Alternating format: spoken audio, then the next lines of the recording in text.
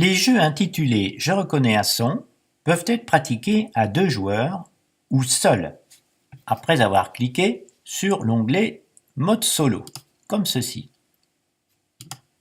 Voilà, où là vous avez des consignes qui sont indiquées ici, en haut, et là vous aurez donc les boutons pour jouer. Donc revenons à la proposition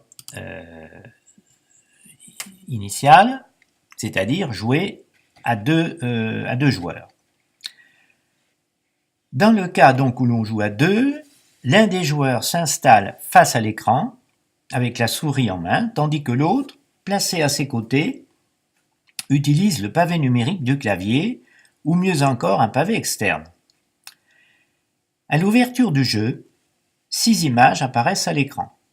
Elles vont servir à écouter des sons lorsqu'on cliquera sur chacune d'elles.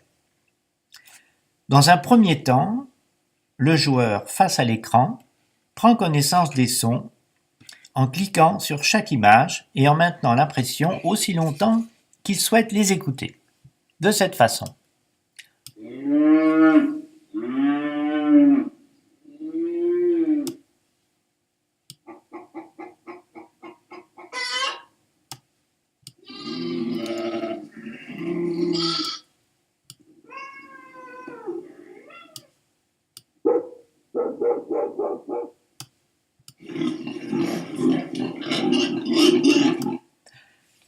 Dans un deuxième temps, l'autre joueur fait entendre à son tour un des 6 sons à l'aide des touches du pavé numérique. La touche 1 correspondant au premier son, la deuxième touche au deuxième, etc. Donc, exemple.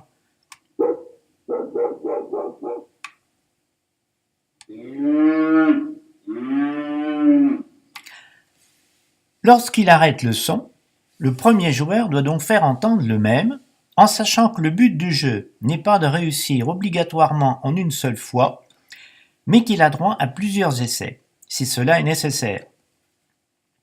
Il peut ainsi répéter ce processus avec les autres jusqu'à ce qu'il n'y ait plus d'hésitation de la part du joueur. Quelques explications sur les icônes qui sont placées en haut à gauche et que l'on retrouvera d'ailleurs dans tous les autres jeux. Donc ici, on peut retourner sur le site d'accueil.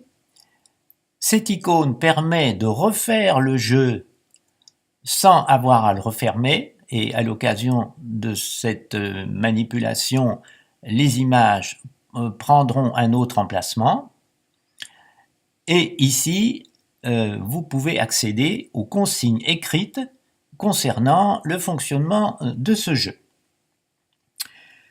Lorsqu'on joue seul, le déroulement du jeu s'effectue en suivant les consignes qui s'affichent à l'écran, comme je l'ai montré précédemment. Les scores obtenus après chaque partie est visible en haut à droite de l'écran, ici, permettent d'évaluer les progrès au fil des jeux.